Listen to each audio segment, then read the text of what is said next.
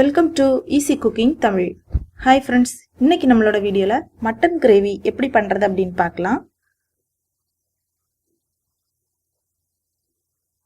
அதுக்கு முன்னாடி நம்மளோட சேனலில் நீங்கள் என்ன சப்ஸ்கிரைப் பண்ணலைன்னா ரெட் கலர் சப்ஸ்கிரைப் பட்டனை கிளிக் பண்ணி சப்ஸ்கிரைப் பண்ணுங்கள்.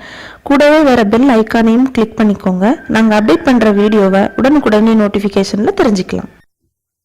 மட்டன் கிரேவி பண்ணுறதுக்கு என்னெல்லாம் தேவை அப்படின்னு பார்க்கலாம். நான் இன்னைக்கு 1/2 கிலோ அளவுக்கு எலும்பில்லாத ஆட்டரிச்சு நல்லா சுத்தம் பண்ணி எடுத்து வச்சிருக்கிறேன். 1/4 கிலோ அளவுக்கு சின்ன வெங்காயத்தை நல்ல சின்னதாக கட் பண்ணி வச்சிருக்கலாம்.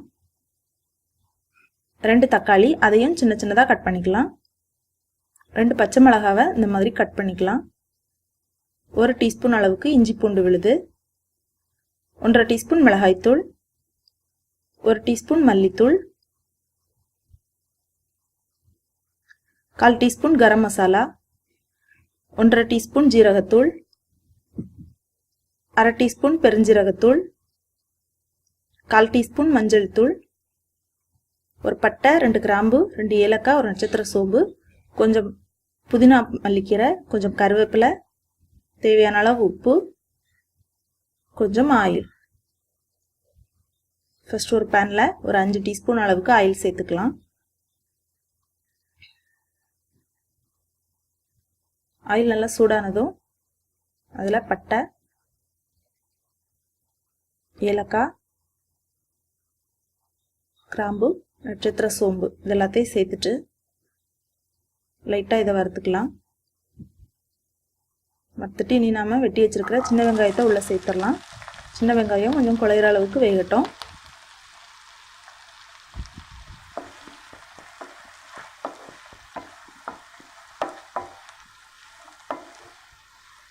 நல்லா கிளறி விட்டுக்கலாம்.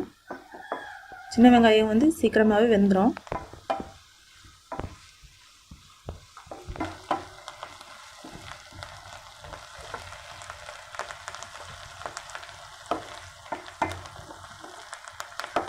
வெந்து வரும்போது இந்த மாதிரி லைட்டாக கலர் சேஞ்ச் ஆகும்.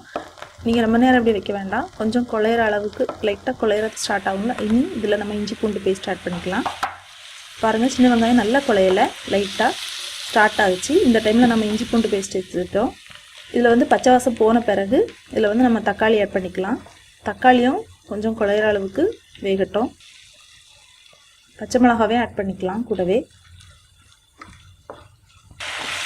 பாருங்கள், இப்போ எல்லாமே சேர்ந்து நல்லா குழையிற அளவுக்கு வெந்திருக்கு.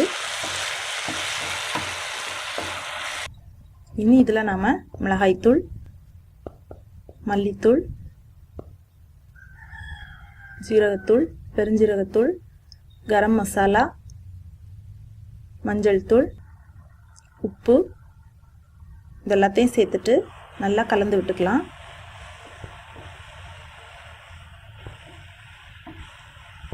மசாலா இந்த மாதிரி ரொம்ப கட்டியாக அடிப்பிடிக்கிற மாதிரி இருந்துச்சு அப்படின்னா நீங்கள் தண்ணி சேர்க்காதீங்க.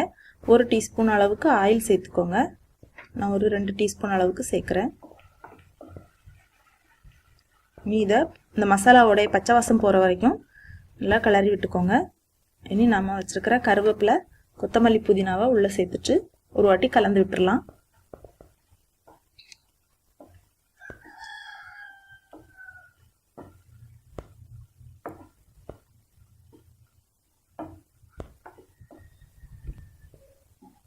நல்லா மிக்ஸ் ஆனதும் நம்ம ஸ்டவ் ஆஃப் பண்ணிடலாம்.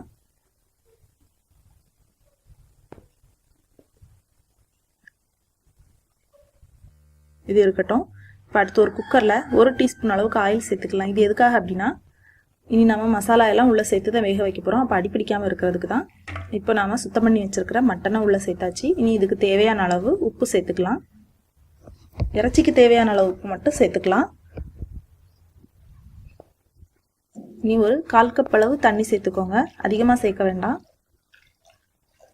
ஏன்னா இறைச்சியிலிருந்தும் தண்ணி நமக்கு ஊறி வரும்.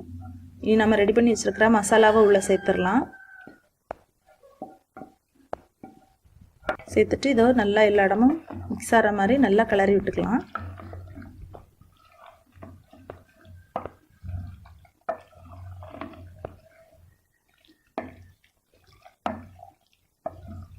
பாருங்கள், இனி நம்ம குக்கரை மூடிடலாம். ஸ்டவ் ஆன் பண்ணி வச்சுட்டு நம்ம இதுக்கு விசில் போட்டுடலாம். இதை ஒரு 4 விசிலுக்கு விட்டு எடுங்க.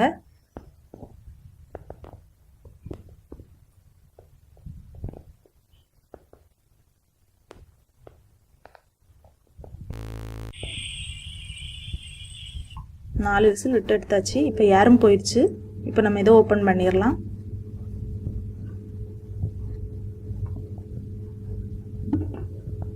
ரொம்ப வாசனையாக இருக்குது. சூப்பரான சுவையான மட்டன் கிரேவி தயாராகிடுச்சு.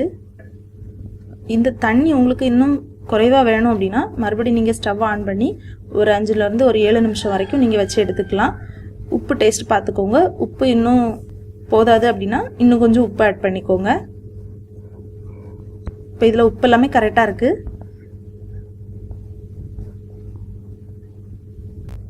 இது ஒரு பாத்திரத்தில் மாற்றிடலாம்.